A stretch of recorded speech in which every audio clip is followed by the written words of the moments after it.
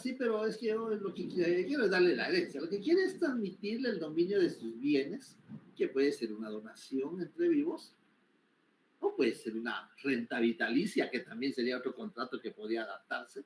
Entonces, esa es la actividad asesora que desarrolla el notario en el ejercicio de su función.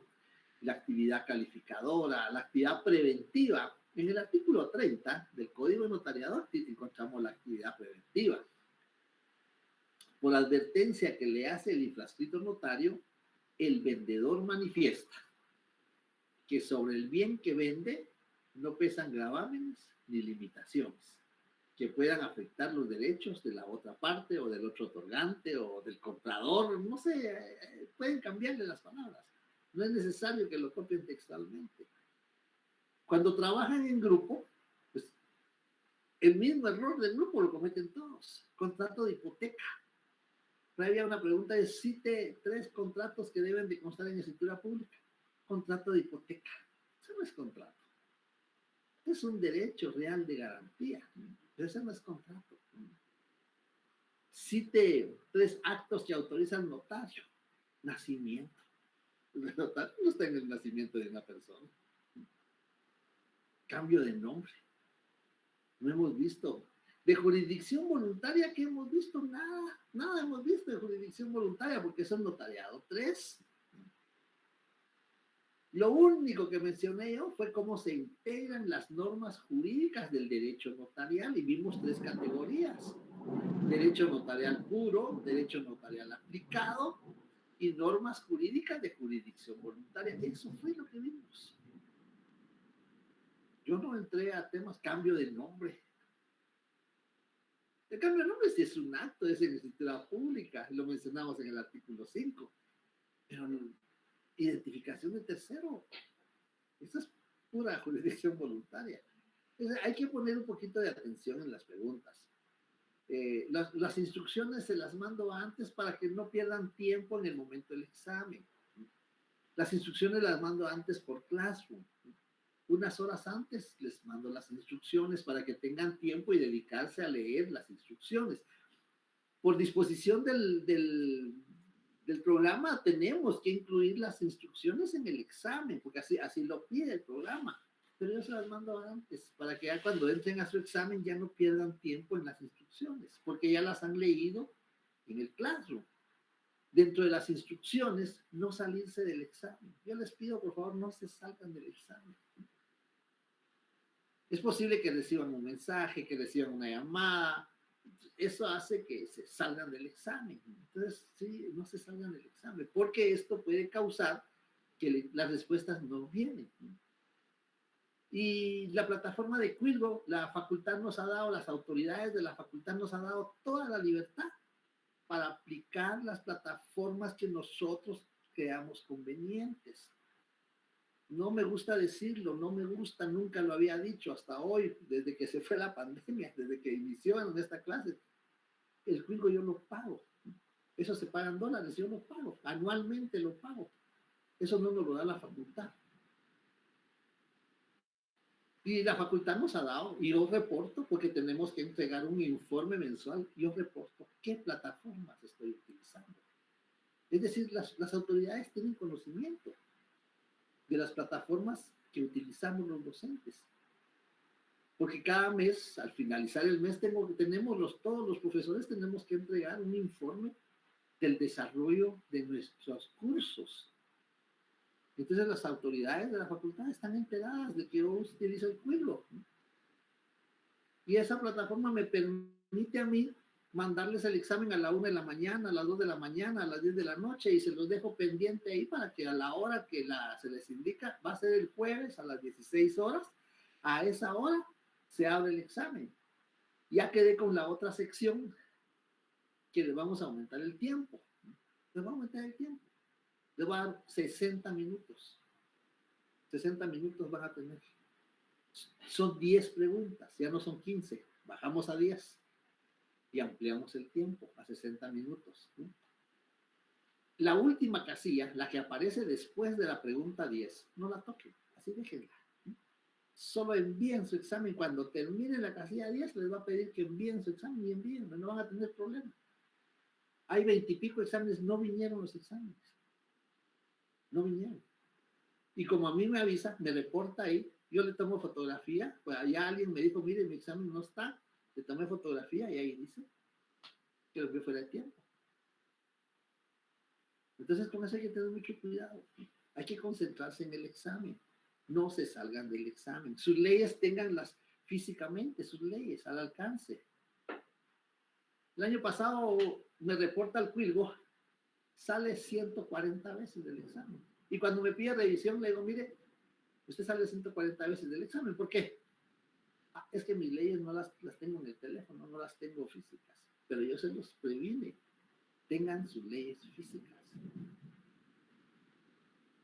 Porque si vamos a consultar la ley y vamos al examen, vamos a consultar la ley, eso no nos va a servir. Y por favor, no me copien los artículos. Lo único que necesito es que consignen su fundamento jurídico. ¿Sí? Consignen su fundamento jurídico. Eso es lo único que necesito, pero con nombre de ley. Porque quienes me consignan el fundamento jurídico, pues no me dicen de qué ley. Entonces, ¿qué puedo hacer yo? Solo la respuesta sin fundamento jurídico no tiene ningún punto. Solo el fundamento jurídico sin respuesta no tiene ningún punto. Es decir, la respuesta tiene que encajar con su fundamento jurídico para poder tener la ponderación.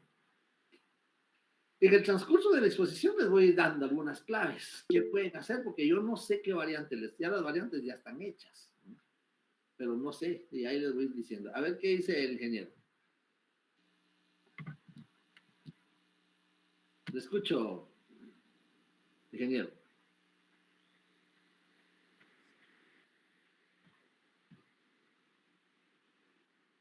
Alan Giovanni es el ingeniero, ¿verdad? ¿O no es el ingeniero? Bueno, tal vez en lo que activa su micrófono, Alan, vamos a escuchar vamos a ver, Rosita Ivonne. Buenas tardes, licenciado. Buenas tardes, Rosita. Yo solo quisiera hacer una solicitud, tal vez que usted nos explicara más profundamente la forma en la que debemos consignar la respuesta, si hay que poner, por ejemplo, todo el nombre de la ley o solo basta con la abreviatura o cosas así, porque tal vez en eso fallamos, que tal vez no era permitido y entonces nosotros lo consignamos de otra forma, ¿verdad? Tal vez la consignación correcta de cada una de las respuestas para poderlo hacer bien. No, fíjese que no. Si usted me pone fundamento jurídico, puede ser una pregunta. Cite cómo, aunque ese tema no va a ser objeto de examen, de una le digo, ¿verdad? Pero dice, cite cómo se clasifican los documentos públicos. Documentos públicos, extendido por funcionario público, por empleado público y por notario. Fundamento jurídico, 186, Código Procesal Civil. O si quiere usted abreviado, o si quiere decreto ley 107. Eso lo puede poner usted a su discreción. Te puede poner que, ¿cómo se abre? Yo como casi no uso abreviaturas. El código C, P, M y C, Código Procesal Civil y Mercantil. Así lo puede consignar. O le puede consignar decreto ley 107. O le puede consignar Procesal Civil y Mercantil. Eso no, lo que yo veo, créanme, les digo, yo cuando veo el artículo sé que la respuesta va a estar bien.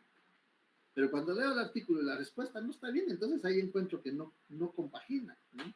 Yo con ver el artículo ya sé cómo va a estar la respuesta. Licenciado. Y los califico yo que son... Sí, Rosita, le escucho. Y digamos que si solo ponemos un artículo relacionado, ahí es donde usted dice que sí está mala la respuesta. Vea, hubieran dos o más. Hay preguntas, y eso sí viene, hay preguntas que tienen dos respuestas. Ahí es donde sí puede usted consignar dos artículos, ¿no? O tiene que consignar dos artículos. Por ejemplo, si dijera, cite, cuando dijimos cite, usted tiene que decir A, B y C, eso es citar, ¿no? Ahora, si se explique, eso ya es diferente, ¿no? Ya tiene que hacer una breve explicación. Pero si dijera, cite las finalidades de la función notarial y jurídicamente explique una.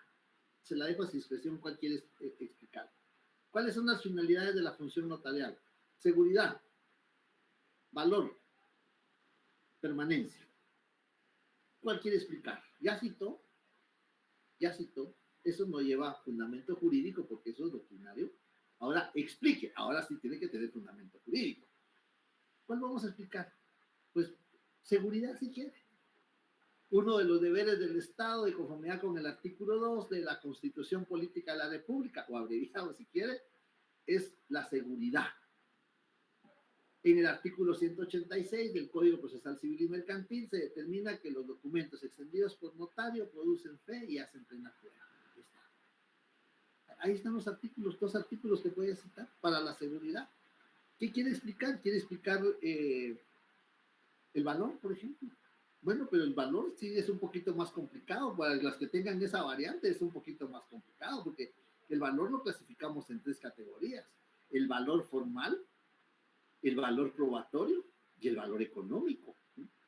El valor formal, va a explicar el valor formal. El valor formal consiste en que el instrumento público debe de contener los requisitos de forma esenciales, 31 del Código Notariado, no esenciales, 29 del Código Notariado, y especiales, 42 al 44 del Código Notariado. Ahí está su explicación. Ese es el valor formal. Valor probatorio, ¿quiere explicar el valor probatorio de la función notarial? La función notarial produce valor probatorio toda vez que, en conformidad con el 186 del Código Procesal Civil y Mercantil, esos instrumentos públicos producen fe y hacen plena prueba. Ahí está el valor probatorio. Valor económico. La función notarial genera valor económico. 1824 del Código Civil, los gastos de escritura. Y los explicamos cuáles eran los gastos de escritura. Arancel de inscribirlos en los registros públicos, honorarios, gastos. Ahí están, 1824, con eso es suficiente. Cita un artículo y tiene la gama de la respuesta. Entonces, y esos artículos yo los he citado. Yo cito los artículos y de veras, yo tengo que repasarlos, pero a veces no se me los quedan de memoria. Hay una otra sección que corrigieron el artículo. Pues está bien. Yo a veces no me lo sé de memoria, pero lo que quiero transmitirles es que tenemos que tener el fundamento jurídico. Esos que lo dicen están bien, eso sí, porque los estoy repasando ahora que hice las variantes. Pero esa es la forma de responder. Si dice cite, solo A, B y C. Cite quiénes son funcionarios de conformidad con el Código Penal. Usted se va a sus disposiciones finales del Código Penal, en el numeral Romanos 2, y ahí va a encontrar quiénes son funcionarios. Usted va a decir de conformidad con el artículo de disposiciones transitorias, disposiciones generales del Código Penal, numeral 2, son funcionarios y usted lo va a considerar. Es que si han asistido aquí a las sesiones, si le han puesto atención, si tienen copias, si lo han grabado, porque lo pueden grabar, pues ahí tienen el material. Y ahí está el licenciado Sebastián, ahí está el licenciado, yo ya lo dije. El licenciado Sebastián fue de nuestros alumnos de esta jornada. Solo su bolígrafo y su variante allá en la facultad. Aquí no, aquí tienen todos sus códigos, sus leyes, tienen su bibliografía, tienen sus libros. Es decir, tienen material para sacar las respuestas. Entonces, esa es la forma. Y vamos a seguir viendo los puntos. No sé si ahí con eso queda satisfecha con su pregunta, Rosita. Gracias, licenciado.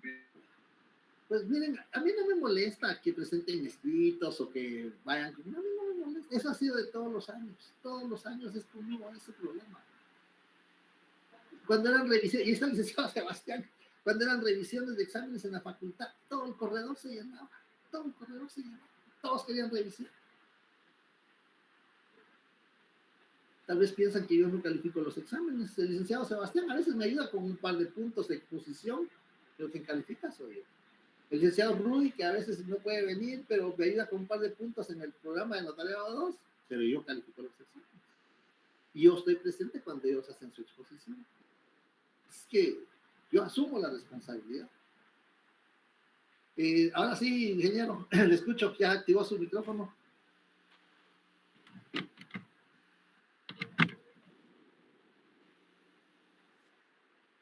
Alan Giovanni, le escucho.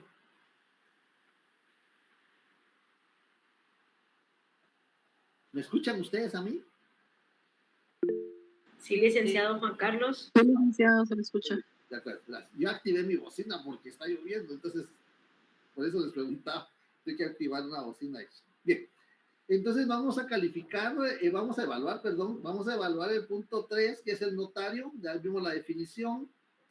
La formación jurídica, pues la formación jurídica creo que no vienen no vienen preguntas de la formación jurídica, pero acuérdense que ustedes están en un proceso de una formación simultánea para abogado y para notario. Eso lo acuerdan, así empezamos el curso, la diferencia entre el abogado, la diferencia entre el notario, dónde están regulados los requisitos para ser abogado, ley de organismo judicial, dónde están regulados los requisitos para ser notario, código notariado. Eso lo saben bien perfectamente porque sí lo manejaron muy bien, pero eso ya lo vimos. Entonces de eso, creo que de eso no hay preguntas en las variantes. Lo que sí hay aquí es los deberes y las obligaciones del notario. ¿Qué deberes tiene el notario? A eso está regulado en el contrato de servicios profesionales. ¿Cuáles son las obligaciones del notario? También ahí está, lo encontramos regulado en el contrato de servicios profesionales. Ese contrato, ese capítulo del Código Civil nos va a servir para este tema y nos va a servir para el tema de la relación notarial, porque ahí está regulado cómo termina la relación notarial, en forma normal y en forma anormal. En forma normal por parte del notario, en forma anormal por parte del cliente. Eso está regulado en el contrato de servicios profesionales. Luego vamos a tener los requisitos habilitantes.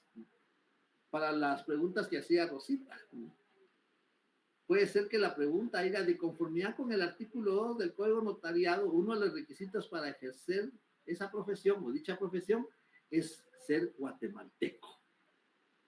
Explique cómo lo regula la legislación. ¿Y dónde está regulado los guatemaltecos? 144 de la Constitución Política.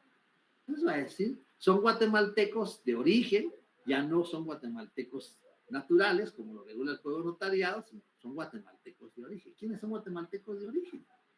Y ahí está en el 144, está la respuesta. Y no necesitan copiar el artículo. Porque cuando estudiaron este curso, esa exposición que yo hice, fueron subrayando. ¿Quiénes son guatemaltecos de origen? Los nacidos en el territorio nacional. Los nacidos hijos de padre o madre guatemalteca en el extranjero. Los nacidos en nave o aeronave con bandera guatemalteca. Ahí está. Está la respuesta. Y no hay necesidad de copiar el artículo, por supuesto. Ahí está la respuesta. Bien. Esos son en cuanto a los requisitos habilitantes. Luego tenemos las causas de inhabilitación que están en el artículo 3, los ciegos, los sordos, los mudos, los toxicómanos, los ebrios habituales. Pero no es nada más de decir aquel es ciego, aquel es sordo, que el chabón no hizo sordo. Pues no, tiene que ser declarado. ¿Por quién? ¿Quién lo declara? La Corte Suprema de Justicia, 98 del Código Notarial. Ahí está el fundamento, en el artículo 98. ¿Cuál es la diferencia entre la causa de inhabilitación y las incompatibilidades? ¿Cuál es la diferencia? Las causas de inhabilitación que están en el artículo 3 son definitivas. La Corte Suprema ya declaró que es sordo, que es ciego, que es mudo, que es toxicómano, que es ebrio. Ya lo declaró la Corte. Ya no puede ejercer notariado. Mientras que las incompatibilidades son temporales. Son temporales porque mientras dura esa situación en la que se encuentra el notario, son temporales. Por ejemplo, en el artículo 37 del Código de Notariado se regula el testimonio especial. El testimonio especial es una copia que tenemos que remitir a la directora, porque ahora es una notaria, a la directora del Archivo General de Protocolos. Dentro de los 25 días siguientes de haber autorizado, ustedes ya saben qué es autorizar, de haber autorizado el instrumento público dentro del protocolo. Tenemos 25 días. Cada trimestre, pues nos van a ver si hemos enviado esos testimonios especiales. Si no hemos enviado esos testimonios especiales durante un trimestre, caemos en una incompatibilidad porque es una infracción al código de notariado. Esa puede ser otra pregunta. Cite 3 infracciones que el notario puede incurrir en el ejercicio de su profesión. Infracciones.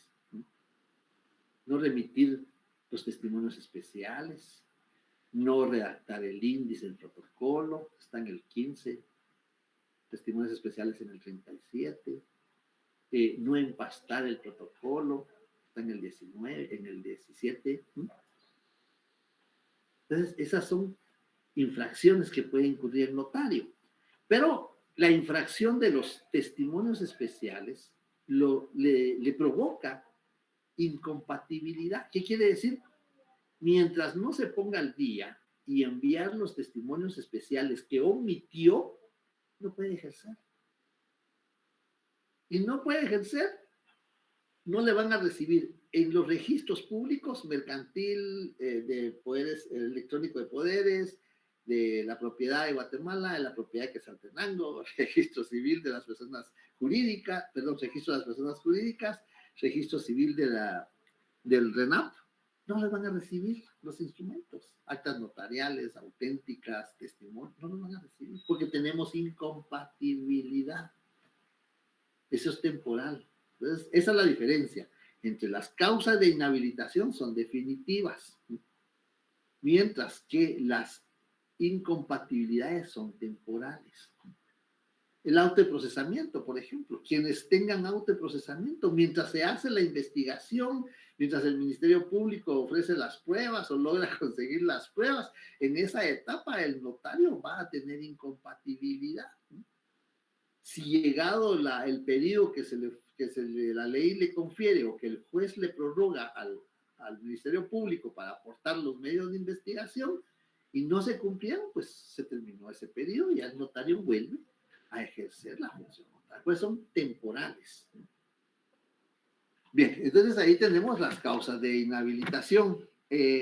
Luego tenemos el régimen disciplinario. ¿Cuáles son los órganos que participan en el régimen disciplinario? Pues ahí tenemos el Colegio de Abogados y Notarios de Guatemala, tenemos la Corte Suprema de Justicia, tenemos las instituciones administrativas, la universidad, el Consejo Superior, es el Consejo Superior, no es la universidad, el Consejo Superior de la Universidad de San Carlos de Guatemala. También tenemos el Tribunal de Honor del Colegio de Abogados y Notarios de Guatemala, quienes participan. Y los tribunales del orden penal. Eso sí viene una pregunta, los tribunales del orden penal participan en el régimen disciplinario. Acuérdense que la Corte Suprema de Justicia, ¿cómo participa la Corte Suprema de Justicia? Vean y eso lo dijimos en la sesión anterior.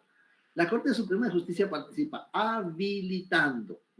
¿Por qué participa habilitando? Explique. Bueno, participa habilitando porque se registra la firma y el sello en la Corte Suprema de Justicia, el artículo 2 del Código Notariado.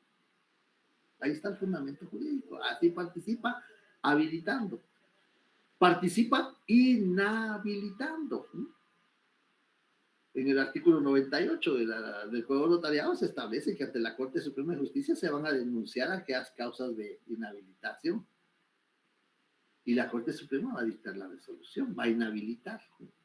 Participa rehabilitando. Lo vimos en el artículo 109, que al notario se le puede rehabilitar. Y una pregunta que, vean, eso me recuerdo porque me recuerdo que el año pasado la hice, no sé si este año va, pero decía, cita el procedimiento para la rehabilitación. Y me contestaban los requisitos que están en el 109. Ese no es el procedimiento. Para que se promueva la rehabilitación tiene que haber una inhabilitación que dicta la Corte Suprema. Luego hay que presentar una solicitud de rehabilitación. Y a esa solicitud de rehabilitación hay que incorporarle los documentos que acrediten los requisitos que exige el 109 del Código Notariado. Haber cumplido la condena, 2 años más además de la condena, no haber tenido buena conducta durante esos 2 años, eh, el dictamen favorable del Consejo Superior Universitario. Entonces, ese es su procedimiento. Y esos son los requisitos, son diferentes. Entonces, ahí tenemos cómo participa la Corte Suprema de Justicia. También participa sancionando, porque sanciona económicamente, le impone multas. Artículos 100 y 101 del Código Notariado, ahí están las multas que va a imponer. Y esa es otra que me trae a colación porque venía una pregunta en el examen pasado sobre una sanción. ¿Qué sanción se le impone al notario, al juez, decía? Porque eso era para ver cómo habían recibido esa información. ¿Qué sanción se le impone al juez si no cumplía? Porque ahora ya no se puede. Eso sí me lo contestaron muy que ya no se puede. Que no cumplía con los requisitos para autorizar un instrumento público. Muchos me contestaron, le impone una multa del 100%. Y eso no es así. Porque ese artículo fue reformado. Fue reformado por una sentencia de la Corte de Constitucionalidad. La multa es de 25 quetzales. Entonces hay que tener mucho cuidado con eso al momento de estar estudiando. También tenemos ahí las incompatibilidades, ya lo vimos, el régimen disciplinario, el colegio profesional. ¿Cómo participa el colegio profesional? Bueno, participa rehabilitando, porque ahí nos asignan el número de colegiado, también participa inhabilitando. Acuérdense las sanciones que puede imponer. Si la pregunta dijera, cite las sanciones que le puede imponer el colegio profesional al notario. Solo citan suspensión temporal, suspensión definitiva, aunque no sea en el orden. Lo importante es que estén las sanciones: amonestación pública, amonestación privada, amonestación económica o multas, si ustedes quieren decirlo así, suspensión temporal, suspensión definitiva. ¿Qué recurso puede el notario plantear en contra de esas sanciones? Pues también yo les di ahí los artículos que había que leer. Vean, yo les di los artículos, les mandé los artículos de la ley del timbre. No hay preguntas de la ley del impuesto al valor agregado. Lo vamos a dejar para el examen final. Ahorita sí hay preguntas de la ley del timbre. Les mandé la nómina por clase, de la nómina de artículos. Por ejemplo, ya vimos lo del testimonio especial en el artículo 37. Podíamos preguntar, cite a qué impuestos, en plural, esa es otra cosa, hay que verse en plural, cite a qué impuestos está sujeto el testimonio especial. Entonces nos vamos a la ley del timbre fiscal, nos ubicamos en el artículo 5, nos vamos al numeral 6 y vamos a ver que los testimonios especiales cubren 50 centavos de timbre fiscal por hoja. Y ustedes consideran. Si quieren lo abrevian, si quieren ponen el número de decreto, con que me pongan ley del timbre fiscal, porque esa denominación de esa ley es un poco extensa. Ley del timbre fiscal y papel sellado especial para protocolos, es un poquito extensa si no tenemos la agilidad para escribir, pero con que me pongan ley del timbre fiscal es suficiente. Ese es un impuesto a que está afecto el testimonio especial. El mismo artículo 37 lo regula, donde se adhirán los timbres notariales. Entonces, su fundamento puede ser la ley del timbre forense o timbre notarial o el propio 37, porque ahí está regulado. Entonces, el testimonio especial está afecto a dos impuestos. Timbre fiscal, artículo 5, numeral 6. Y timbre notarial, artículo 3, numeral 2 de la ley del timbre forense y notarial. Entonces, así va encaminado los proyectos que tenemos para trabajar el jueves. Bien. Luego estamos en el gobierno, el régimen disciplinario, ya vimos la rehabilitación, vimos qué recurso puede plantear el notario, la función notarial. Ese es otro tema que va a ser objeto de evaluación. Vamos a llegar hasta la fe pública. A ver, la fe pública, no, la relación notarial. Sí, vamos a dejar 8, 9, 10 y 11 para el final. 8, 9, 10 y 11, 4 no vamos a evaluar. Vamos a llegar hasta el 8, hasta el 7, relación notarial. Hasta ahí vamos a llegar. La función notarial. ¿Qué es la función notarial? ¿Cuáles son las actividades que el notario desarrolla? Las teorías. ¿Se acuerda que vimos 3 teorías que tratan de explicar cómo surge la función notarial? Vimos la teoría profesionalista. ¿Dónde está regulada esa teoría profesionalista? Bueno, pues la encontramos en el 87 de la Constitución Política de la República, pero efectivamente está regulada en el artículo 2. Haber obtenido el título facultativo. Esta es la teoría profesionalista o su incorporación con arreglo a la ley. ¿Dónde está la teoría funcionarista de funcionario? Vamos a encontrar varios artículos donde refutan o consideran al notario como funcionario. El 93 del Código Civil, matrimonio, está el 90 del Código Civil. En el 93 del Código Civil vamos a encontrar el acápite del artículo, funcionarios que pueden autorizar el matrimonio. Funcionarios. ¿Sí? Hasta subrayado estaba ahí en el código. Ahí está. ¿Cuáles son los funcionarios? Dentro de ellos está el notario. Ahí está la teoría funcionarista de funcionario. ¿Quieren otro fundamento? Las disposiciones finales del Código Penal. También ahí está funcionario. ¿Quiénes son funcionarios? Los que ejercen una función pública. Y el notario ejerce una función pública. Bien. Entonces, ahí tenemos algunas ideas cómo podemos ir dándole forma a nuestra evaluación. Lo que necesitamos es concentrarnos, ¿sí? Concentrarnos en nuestro material, dedicarnos a redactar y tener nuestras leyes al alcance. Tener nuestras leyes ahí a disposición en cualquier momento que el código comience, el código comience. Porque ahorita creo que... por ahí les voy, las instrucciones, van las instrucciones. En las instrucciones se las voy a mandar antes, para que ustedes no pierdan tiempo al momento del examen, no pierdan tiempo de leer las instrucciones. Es que es importante leer las instrucciones. Muchas veces ya por el tiempo ni las leemos. Y yo se los digo porque a mí me ha pasado cuando he recibido cursos.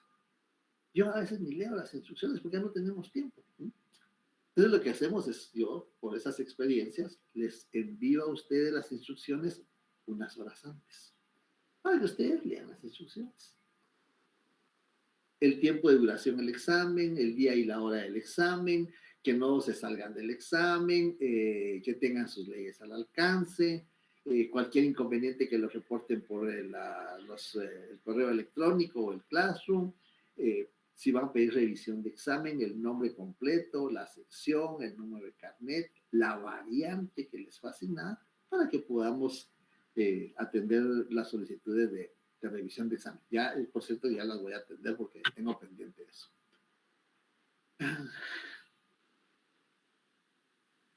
No, eso sí no lo puedo quitar. No, si no saben, pues solo pongan, alguien me escribió, no sé, o paso, o un punto nada más y pasan a la siguiente. Si no la saben, pero eso no lo puedo quitar porque eso es de la plataforma.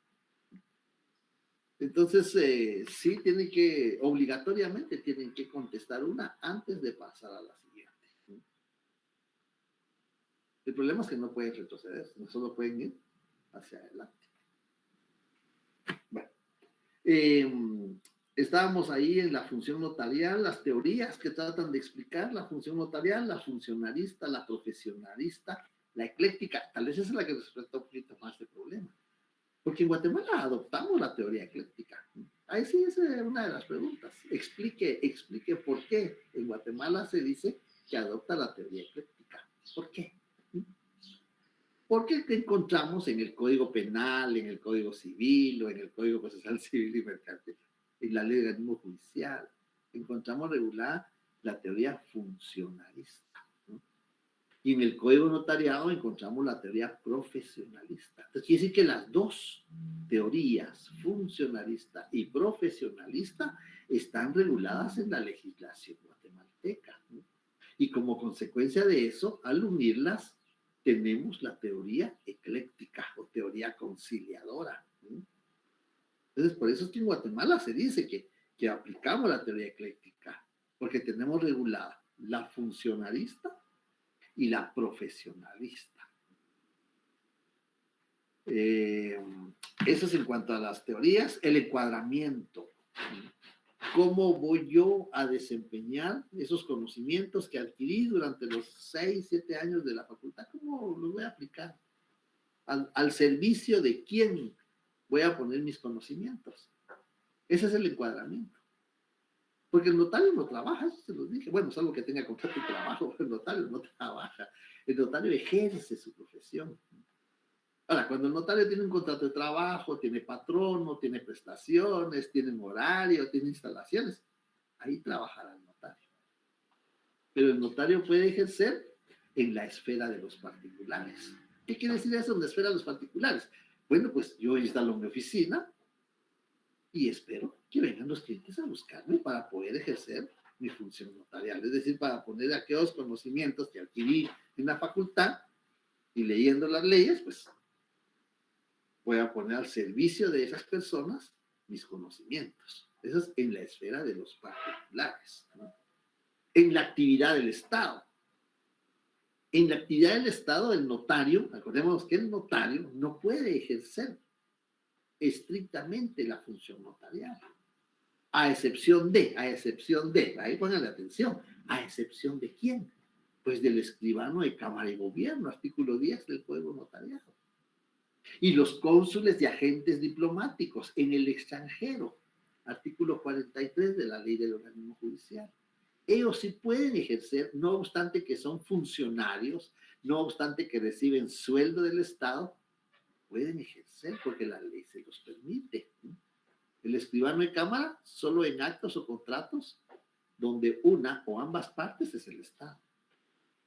Los cónsules y agentes diplomáticos, siempre que sean notarios, en el extranjero, al venir a Guatemala son notarios, no pueden, en el extranjero, y el acto o contrato surte efectos en Guatemala. El acto o contrato surte efectos en Guatemala.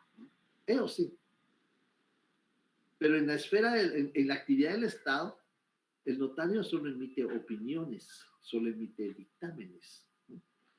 Y lo tenemos en el artículo 6, lo encontramos en el artículo 7 del Código Notariado, y el notario solo va a emitir opiniones y dictámenes, no va a autorizar instrumentos públicos, porque para eso está el escribano, Cámara y Gobierno, o salvo que quieran contratar a un notario.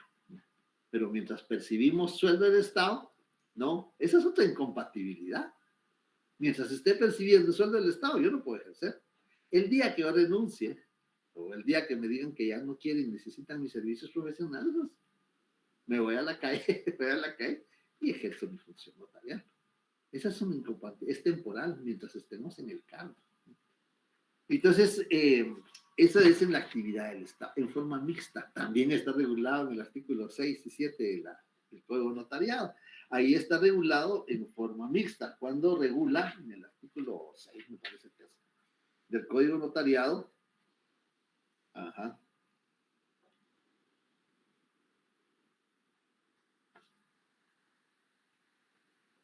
Aquí vamos a encontrar en el artículo 5, en forma mixta. Aquí, ¿cómo está regulado en forma mixta? La doctrina así lo califica, en forma mixta, pero la ley, oigamos, pueden ejercer el notariado, pueden, no obstante lo preceptuado en los incisos 2 y 3 de este artículo, los abogados, vean que dice abogados, no dicen notarios, los abogados consultores, consejeros o asesores, los miembros o secretarios de las comisiones técnicas, consultivas o asesoras de los organismos del Estado, así como los directores o redactores de las publicaciones oficiales. Aquí viene la forma mixta. Cuando el cargo que sirvan no sea de tiempo completo. Están medio tiempo con el Estado y tienen a disposición otro medio tiempo. ¿Qué vas a hacer con el medio tiempo? Pueden ejercer la función notarial si quieren. Ahí está el fundamento jurídico, en forma mixta. Entonces, y en la esfera de los particulares. Luego tenemos, ese sería el encuadramiento, las finalidades de la función notarial. Aunque había hablado algo con Rosita de las finalidades. ¿Cuáles son las finalidades? Seguridad, valor y permanencia. Y de cada una comentamos con Rosita. La seguridad jurídica, artículo 2 de la Constitución Política de la República, artículo 186, producen fe y hacen plena prueba, eso da seguridad. El artículo 1 también, autorizar actos o contratos a requerimiento de parte, tiene fe pública, notario para autorizar actos o contratos. La seguridad, el valor vimos desde 3 puntos de vista. El valor formal, que ya lo explicamos, el valor probatorio y el valor y la permanencia. Seguridad, valor y permanencia. El valor formal, bueno, en cuanto al valor tenemos el valor formal, el valor probatorio y el valor económico. Y la otra finalidad, la permanencia. La permanencia puede ser inmediata, de aquellos instrumentos que redactamos en el protocolo, que nos quedan a nuestra disposición, a nuestro resguardo, y puede ser inmediata con aquellos que van fuera del protocolo. Actas notariales, auténticas de firma, auténticas de copia de documentos. Esos van fuera. ¿Cuáles son los fundamentos? 171 al 177 de la ley del organismo judicial. Y ahí vamos a encontrar en esos artículos del 171 al 177 la fe pública judicial. Ahí vamos a encontrar la fe pública judicial. Y ahorita entramos a la fe pública. Ustedes recuerdan que cuando hablamos de este tema, que fue el último que, creo que fue uno de los últimos que vimos que la fe pública como género, la fe pública es un atributo, es una facultad o una potestad que el Estado le confiere a ciertos funcionarios, ¿así? Ciertos funcionarios. Pero entonces ese es el género. La especie, fe pública judicial, fe pública administrativa, fe pública notarial, fe pública registral. Esa es la especie o las clases de fe pública. Pero nosotros hicimos una clasificación, además de esa, hicimos una clasificación en fe pública institucional, llamada incorpórea, llamada abstracta. No se puede ver, no se puede tocar. Es incorpórea, no tiene cuerpo. Es institucional porque es de la institución, no es de la persona.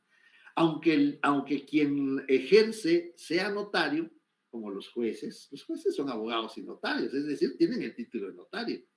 Los registradores, tanto el de la propiedad, el de poderes electrónicos, el electrónico de poderes, el registrador civil, son notarios. Pero ellos no ejercen la fe pública notarial. Ellos ejercen la fe pública registral de la institución.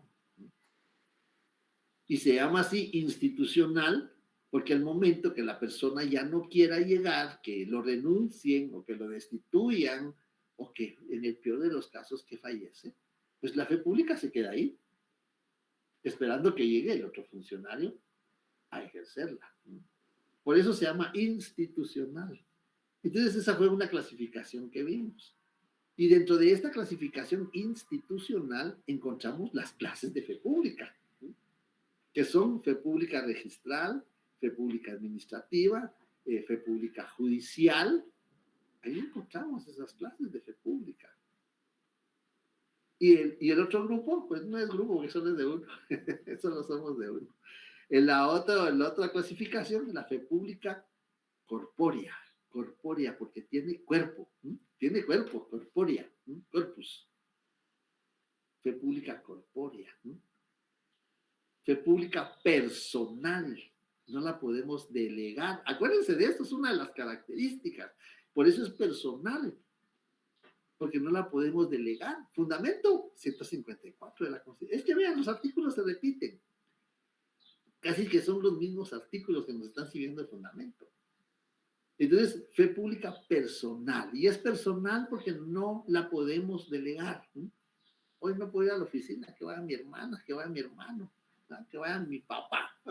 No, No se puede. Entonces, por eso es fe pública personal, llamada fe pública corpórea, de corpus, de cuerpo. Llamada también fe pública extrajudicial. También llamada fe pública notarial. ¿Miren cuántas denominaciones tiene? La doctrina le da todas esas denominaciones. Entonces ahí tenemos las clases de fe pública, cómo se clasifican, podemos hacer dos grupos. Si dice la pregunta, mire, pues, mire que con esto creo que no les permito menos que el 35. Si dijera la pregunta, cite los dos grupos en que se clasifica la fe pública. Están los dos grupos, corpórea, incorpórea, institucional, personal. Están los dos grupos. Ahora, si dijera, cite las clases de fe pública, entonces es diferente, clases. Fe pública judicial, fe pública administrativa, fe pública registral, fe pública notaria, esas ya es diferente. Hay que ponerle mucha atención. Entonces, esto prácticamente, alguien me dijo en una oportunidad, háganos un repaso, pues yo creo que esto es lo que estamos haciendo, pero el que más habla soy yo. Ustedes no tienen dudas, no tienen preguntas. Pero a la hora que ven su variante, sí les surgen las dudas y las preguntas. Bien. Vemos la fe pública. La relación notarial, que es el último tema. La relación notarial. ¿Qué es la relación notarial? Pues vimos que es un vínculo jurídico contractual. ¿Cuáles son los elementos de esa relación notarial? Vimos el elemento personal. Notario, sujeto paciente. Notario, llamado también sujeto agente. Sujeto paciente, llamado también cliente. Aquí en Guatemala casi le decimos cliente. En otras áreas de otros países le dicen sujeto paciente, es paciente. Es paciente, tiene que tener paciencia. A veces nos tardamos. El sujeto paciente. Ese es el elemento personal. El elemento formal. ¿Cómo vamos a crear ese vínculo jurídico contractual? Puede ser de palabra. Pues, ¿cuáles son los elementos? ¿Cuáles son los elementos? Y eso sí, vean, pongan mucha atención. ¿Cuáles son los elementos para ese vínculo jurídico contractual? ¿Cómo vamos a pactar los honorarios? Tenemos el 1574, muy bien. Muy bien. Tenemos el 106. Los notarios, así como las personas que soliciten sus servicios profesionales, son libres para contratar sobre honorarios y condiciones de pago. Ahí está. ¿Y qué pasa si no nos ponemos de acuerdo con nuestros clientes? A falta de convenio, los honorarios se regularán conforme el arancel. Y si no hay arancel, nosotros sí tenemos arancel. Tenemos arancel de abogados, es el decreto 111 y 196, arancel de abogados. Y tenemos arancel de notarios, del 106 al 109 del Código Notariado. Es que el arancel no está solo en el 109, hay que tener mucho cuidado. Empieza en el 106, empieza en el 106, termina en el 109. Pero en el contrato de servicios profesionales, en el contrato de servicios profesionales en el 2033 también está regulado la forma de cómo... vean, es que hay varios artículos donde nos podemos fundamentar. ¿Será que se parece al 106, el 2027? Los profesionales que presten sus servicios y los que los soliciten son libres para contratar sobre honorarios y condiciones de pago. ¿Te parece, verdad? Ahí está. 106 o 2027. Cualquiera de los dos artículos que consiguen está bien. A falta de convenio, la retribución del profesional se regulará de conformidad con el arancel respectivo. Y si no hubiere, se fijará por juez, tomando en consideración la importancia y duración de los servicios y las circunstancias económicas del que debe de pagarlos. Vean, mucha atención con ese artículo. Alguien estaba levantando la mano. ¿No? ¿No? Yo vi que alguien levantó la mano. El ingeniero, se nos fue el ingeniero, ya no lo veo. No funciona mi micrófono. Ah, ya funcionó. No funciona. A ver qué dice el ingeniero. Ahora sí ya le funcionó. Mire, mi pregunta era, ¿se puede poner por código notarial CN para su criterio o tenemos que poner código notarial? Si usted quiere escribir CN, está bien. Si usted quiere consignar 314, decreto 314 del Congreso, está bien. Y del Congreso C.R., Congreso de la República. Porque yo sé que tienen el tiempo medido, pero ya les amplié el tiempo. A 60, una hora van a tener. Este fue el convenio que arreglamos con la otra sección. Y como el examen es a la misma hora, entonces también con ustedes 60 minutos. Yo creo que eso sí ya es más el repaso que estamos haciendo ahorita. Pero no sé si ustedes tienen otras dudas, otros comentarios. Bien, a ver qué dice Lili. Buenas tardes, licenciado. Buenas tardes, Lili. Aquí con una molestia, fíjese que yo he estado molestia. repasando sobre, gracias, el contrato de los servicios profesionales, pero usted nos dejó hacer una clasificación, pero no sé si la hice bien. En el sentido del artículo 27 y 28, yo lo clasifiqué en cuanto al cobro de honorarios, como derechos en relación al cobro de honorarios, más que todo. Esos dos artículos y lo voy relacionando con el 106 y 109 del Código de Notariado. Después está el del 2029 al 2032 en cuanto al derecho del notario. ¿Sí? Y después viene del 2033, que sería, ahí va incluida la responsabilidad civil, así como la teoría profesionalista, y va relacionado con el 34, que son obligaciones tanto del notario. Del notario, sí. Ajá. Muy Vaya, bien. y después el artículo 2034 al 2035, que serían derechos del cliente. Muy bien, así es. Ajá.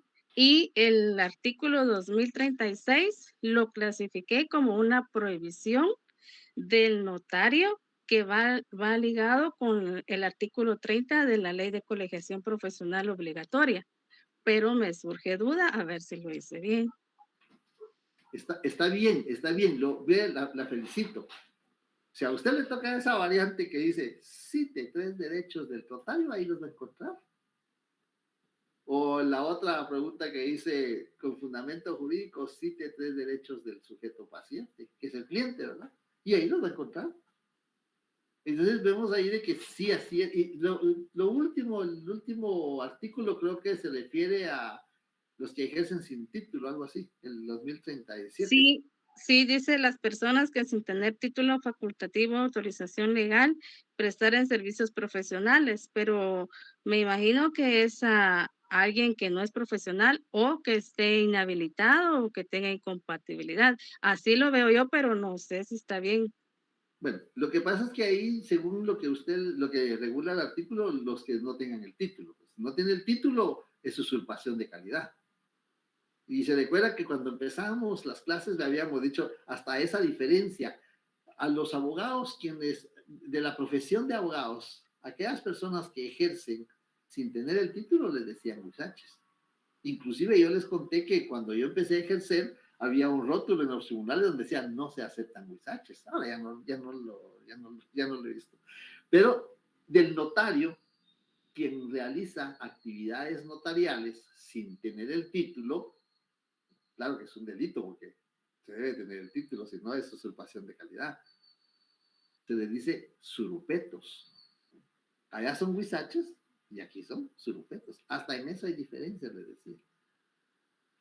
Pero también cuando el notario tiene incompatibilidad y autoriza un instrumento público, está en usurpación de calidad. Porque él no puede, le falta un requisito. Ya sea que la Corte Suprema, el Colegio de Abogados o el director del Archivo General de Protocolos, pues la Corte Suprema, ¿no?, lo inhabilite por no cumplir con alguna obligación o por ser sancionado por el Tribunal de Honor, no puede ejercer. Y si ejerce, está incurriendo en usurpación de calidad.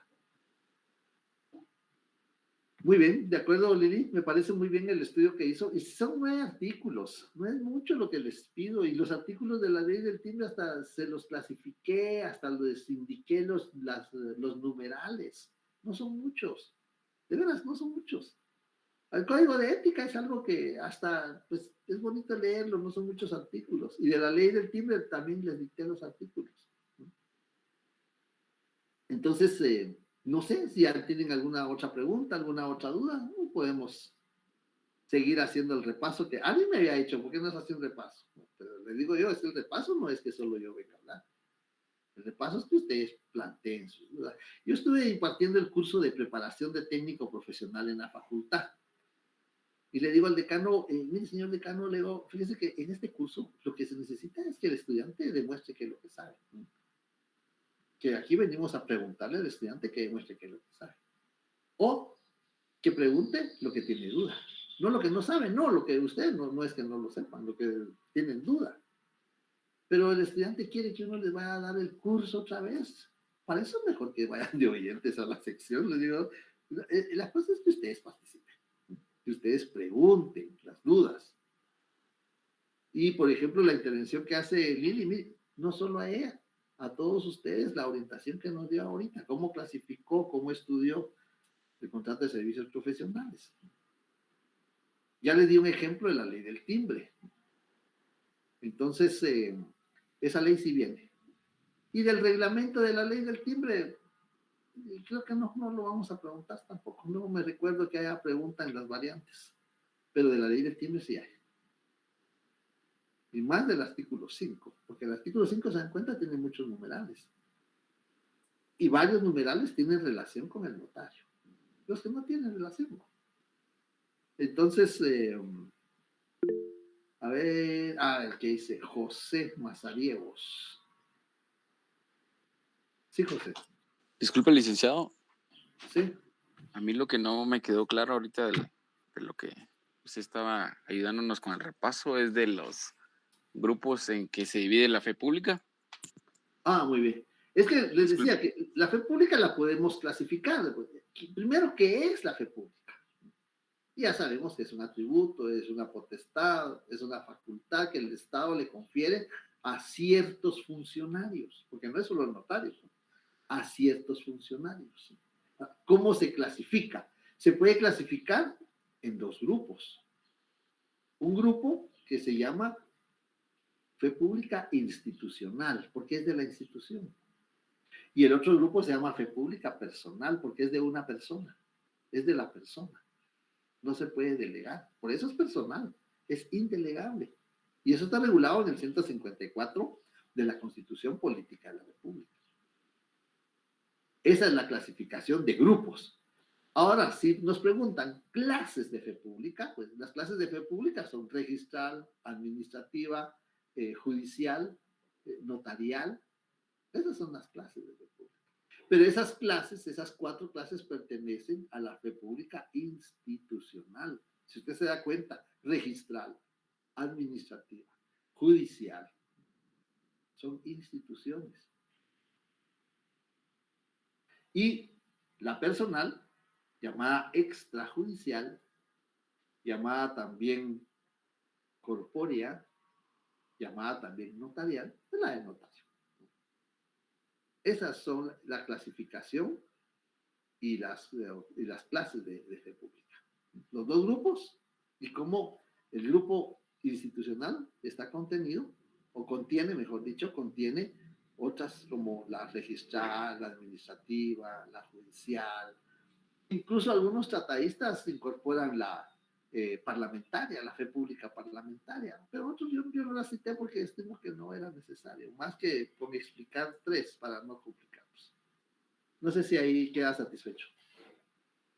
Muchas gracias, Alex. Perfecto. De acuerdo, muy bien. ¿Alguna otra pregunta? Licenciado, disculpe Sí, nuevamente. Perdón, Lili, pero es que pensé que había dejado levantada la mano, pero con mucho gusto. No, Lick, en cuanto a los impedimentos materiales, ¿será que me puede explicar? Porque yo coloqué, aparte de la hoja de protocolo, coloqué los timbres y el sello.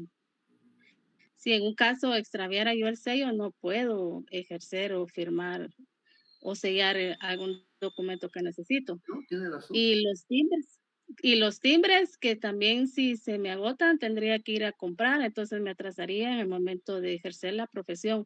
No sé si está bien. Está bien, yo le cuento, mi cubículo de jefe de departamento de Derecho Notarial está ubicado enfrente de la ventanilla donde reciben los documentos, los expedientes para el examen técnico profesional. Y algunos estudiantes llegaban y me decían, mire, licenciado, ¿me puede legalizar la firma o me puede legalizar la copia? Pero les decía, no puedo, yo no traigo sello, yo no saco mi sello de la oficina. Y ese es el ejemplo que usted está citando. Ese es un impedimento material. Yo materialmente no puedo, porque el artículo 55 del Código de Notariado exige en las auténticas de firma y de copia que se consigne el sello. Entonces sí es buen ejemplo de impedimento material. La felicito. Muy bien. ¿Algo más, Lili?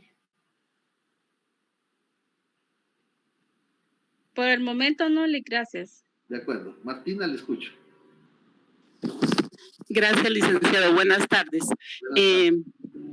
Mi pregunta va relacionada al Código de Ética Profesional, que básicamente todo el código se refiere al abogado.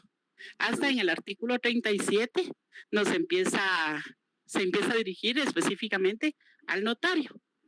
Entonces podríamos pensar que está dirigido más que todo al abogado, pero en el artículo 37 dice extensión de los postulados de la abogacía. Entonces, dice que todos los postulados para los abogados son también para los notarios, observables por los notarios. Y adicional a eso, en los considerandos, también dice que las profesiones de abogado y notario comprenden múltiples actividades. Entonces ahí nos dice que es para los dos, al igual que en el artículo 37. Correcto. Así es. Si se recuerdan, yo les había prevenido. Les dije, pareciera que es más para el abogado, porque los artículos que se dedican al notario son muy pocos. A raíz de eso, hay una tesis ahí en la facultad, y correcto, la necesidad de un código de ética notarial. Pero así se ha quedado y ahí está el código de ética que yo pensé que como son extensivos los postulados, hay que ver bien los postulados y qué bueno que mencionó lo de los postulados, Martina. También lo de las prohibiciones. Dentro de las prohibiciones que están ahí está prestar el protocolo, por ejemplo. Esas son prohibiciones deontológicas, porque están reguladas en el Código de Ética Profesional.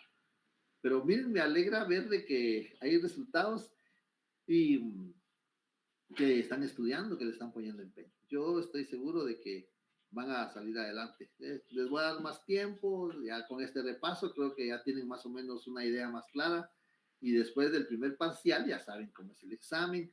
Tienen que contestar una pregunta para pasar a la otra. Si no se recuerdan de la respuesta, pues únicamente consignen alguna letra, un punto, como les decía. Alguien me decía, esta no la sé, así me escribió. Está bien, válido, no la sabe. Entonces, porque así le dice a uno el examen técnico profesional, esa no me la sé. Bueno, pues está bien, es válido. A ver, Carla, ¿qué dice Carla? Buenas tardes, licenciado Juan Carlos. Buenas tardes, Carla. Respecto al régimen disciplinario del notario, mencionó hoy el colegio profesional, ¿verdad? Sí. Está también la Corte Suprema de Justicia. Correcto. También mencionó el Tribunal de Honor. Uh-huh. Sí, ¿verdad? Sí. Y el Tribunales de Justicia de Orden Penal, pero hoy mencionó el Consejo Superior y Universitario. Sí, acordémonos que en el artículo 109 del Código Notariado para la rehabilitación del notario, perdón, 104, para la rehabilitación del notario se requiere un dictamen favorable del Consejo Superior Universitario. Eso lo vimos cuando leímos el tema de la rehabilitación y lo encontramos justamente en el artículo, sí, 104 del Código Notariado, en el numeral 4, que emitiere dictamen favorable el Consejo Superior de la Universidad de San Carlos. Muchas gracias, licenciado Juan Carlos. Muy bien.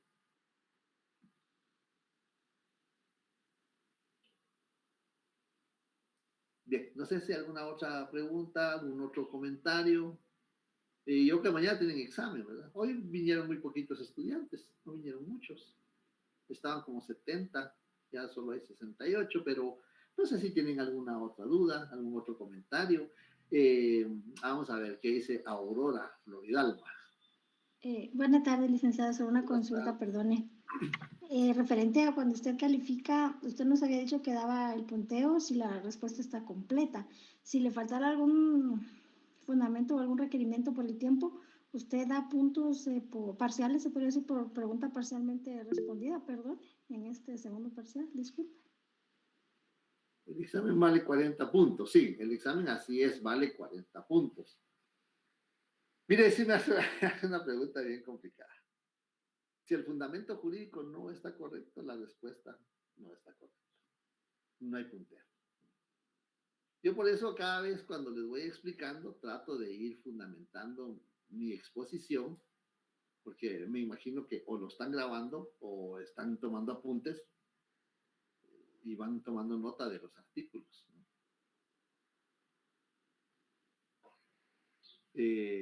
Sí, está bien, licenciado. Tiene que compaginar el artículo con la respuesta. Son 10 preguntas. Le bajé a 10 preguntas. Lo único que cada respuesta va a costar 4 puntos. Si me contestan la mitad, porque hay quienes... Por ejemplo, les voy a poner un ejemplo. Había una pregunta que decía... saber de qué tema... no lo logré. Voy a buscar. Había una pregunta en el primer parcial. Sí, 4 puntos por las respuestas, ¿verdad? Cada pregunta, 4. Son 10 por 4, 40 puntos. Viene una pregunta que decía, cite los requisitos para ejercer las profesiones de abogado y notario. Entonces, tenían que citarme los requisitos para ser abogado y los requisitos para ser notario. Como eran 15 preguntas, la ponderación era de 2 puntos cada una. 15 por 2 eran 30. Pero no sé qué pasó, pero la mayoría solo me contestó para ser notario. Como me contestó para ser notario con fundamento jurídico, 1 punto. El otro lo omitió. No sé si no lo leyó, no sé si no se comprendió o no le dio tiempo, pero solo me consignó los requisitos para ser notario. Porque la pregunta estaba clara. Cite los requisitos para ejercer las profesiones de abogado y notario. Entonces tenían que consignar el 196 de la Ley del Organismo Judicial y el 2 después del notariado. Entonces, como eso sí valía 1 punto cada respuesta, entonces si omitían una, 1 punto.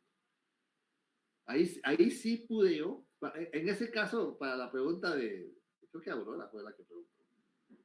Para la pregunta, si la respuesta parcialmente está correcta y parcialmente tiene el fundamento jurídico, pues puedo darle 1 punto, 2 puntos, porque ahora vale 4. Y si totalmente está correcto, pues son 4 puntos. Ahí sí puedo tener ese margen. Gracias. Muchas gracias, licenciado. Muy bien.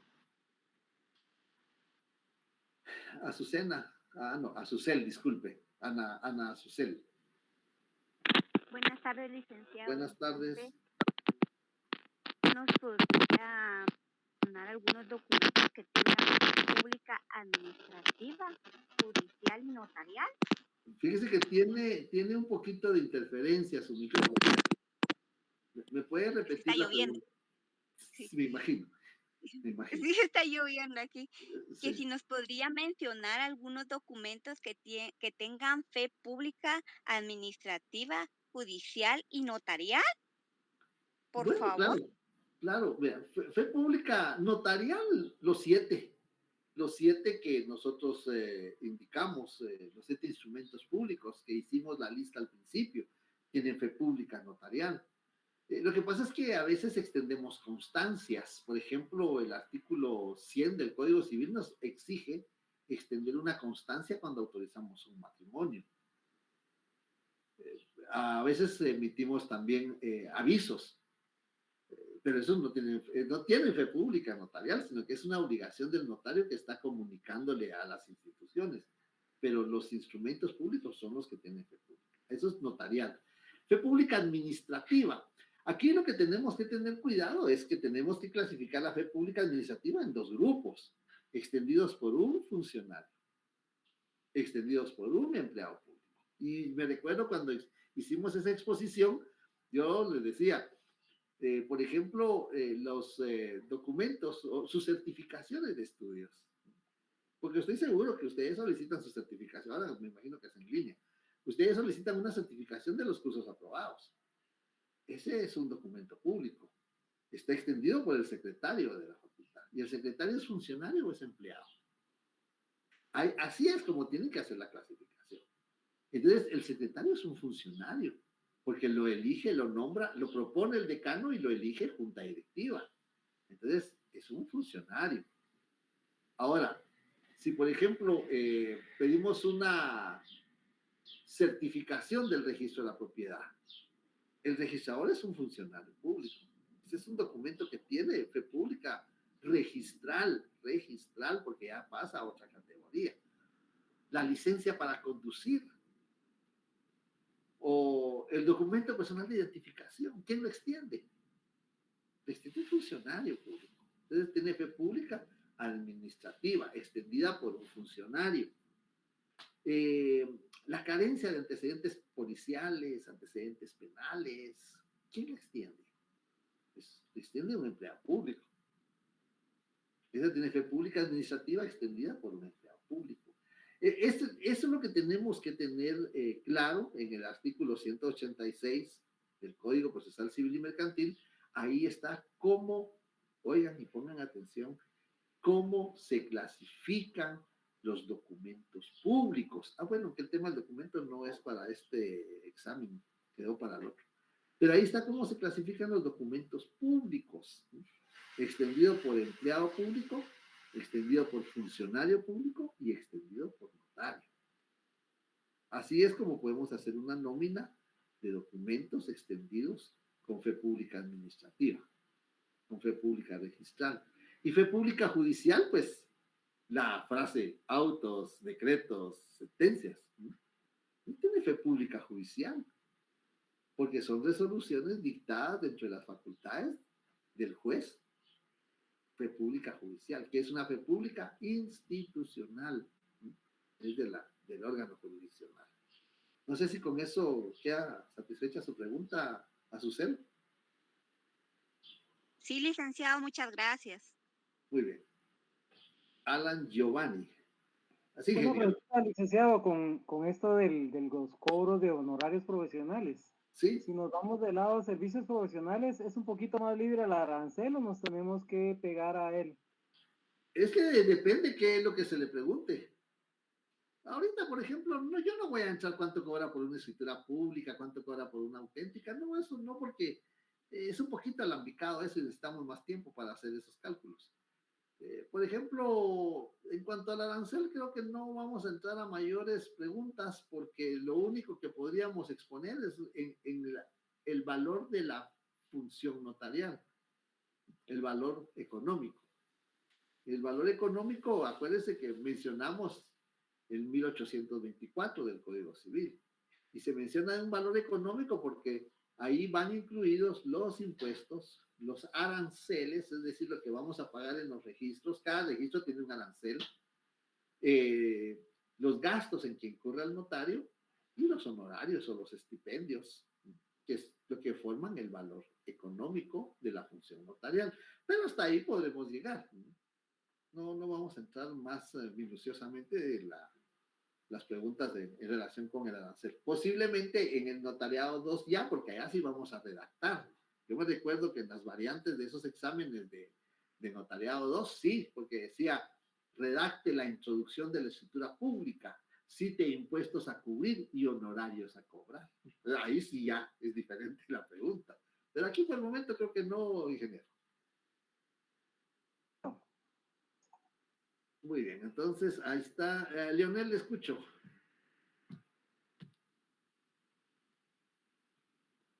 Ah, eso estaba preguntando Leonel, el artículo del Código Civil. Sí, Carla.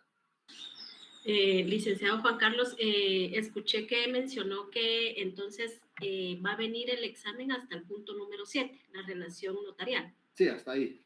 Ok, gracias. Hasta ahí es el examen. Yo por eso estoy haciendo un repaso, porque lo que vimos anteriormente, vimos la responsabilidad profesional, vimos el documento, eso ya no viene en el examen.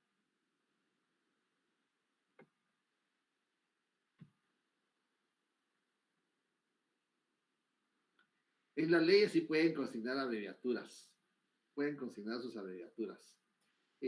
Ana Susel, ¿le escucho? ¿Levantó la mano de nuevo? Perdón, licenciado, no la bajé. Ah, bueno. Bueno. Sí, Lili. Licenciado, con una consulta. Fíjese que a la oficina hay un proceso sucesorio que se extravieron los previos y yo fui a solicitar a ver cómo los podíamos reponer, los previos, y me mandaron a información pública. Y ahí se llenó una solicitud y nos emitieron una copia certificada. Entonces, en eso, según la fe pública, estaría clasificada entre la fe pública administrativa. Correcto. ¿Sí? Fe pública administrativa. Y vea que estoy asesorando una tesis que se refiere a eso de los extravíos, de los expedientes de sucesiones en jurisdicción voluntaria. Claro. Así que suele pasar, pero qué buena información. Sí, Lick, los trabajan rápido porque yo en términos de menos de 5 días se lo emiten. Ahorita lo que solicité fue el dictamen que emite la PGN porque cuando se ingresaron el expediente a la Dirección General de la Propiedad Inmueble, a la propiedad inmueble, resulta que no está registrado, pero en finanzas sí aparece registrado. Entonces, para poderlo registrar ahí en el registro de la propiedad inmueble, nos piden el dictamen que emitió la PGN y eso no lo tenemos. Y eso sí lleva un poquito más de tiempo. Pero es un sucesorio, qué raro, porque sí, puede ser que tenga matrícula fiscal, pero que no tenga registro. Hay algunos bienes que están en posesión y sí tienen matrícula fiscal, inclusive tienen matrícula municipal, pagan use inclusive, pero no tienen registro porque es posesión. Es decir, que ahí tendría que promover una titulación supletoria para poderlo inscribir en el registro de la propiedad. Pues podría ser una hipótesis, ¿verdad? Porque, como le digo, esa es una prohibición deontológica. El notario no puede, como usted no mencionó nada de notario, entonces yo le hablé. Entonces el notario no puede externar una opinión, ¿no? Pero en ese caso sí me parece raro que alguien escribió por ahí, hay mano criminal, dice. Bueno, No, pues no, es que el notario iba a iniciar el expediente del proceso sucesorio, pero resulta que ya lo había finalizado la licenciada anterior. Entonces, solo se le está dando seguimiento a lo que ya hicieron, solo que ese expediente lo trabajaron en el 2009, ya hace bastante tiempo, tal vez por eso es el atraso ahí en la PGN, pero igual alguna solución tiene que haber, ¿no? Sí, podría haber. Si usted dice que lo trabajaron, también podría estar en matrícula fiscal, porque como hay que presentar una copia, ahí puede estar. Gracias, Lick, muy Muy amable. bien, ya estamos en tiempo. Señores estudiantes, de veras yo les deseo lo mejor. Yo he tratado de... los comprendo, lo sé, y les digo, no me molesta. Ustedes tienen todo su derecho de petición. Ustedes son estudiantes de derecho y lo saben perfectamente. A mí no me molesta, ¿no? Ya me han citado varias veces a junta directiva, ya les he expuesto, les he llevado los exámenes, no sé, con Tarajes, o sea, que hice Jorge Mario, que me está preguntando ahí.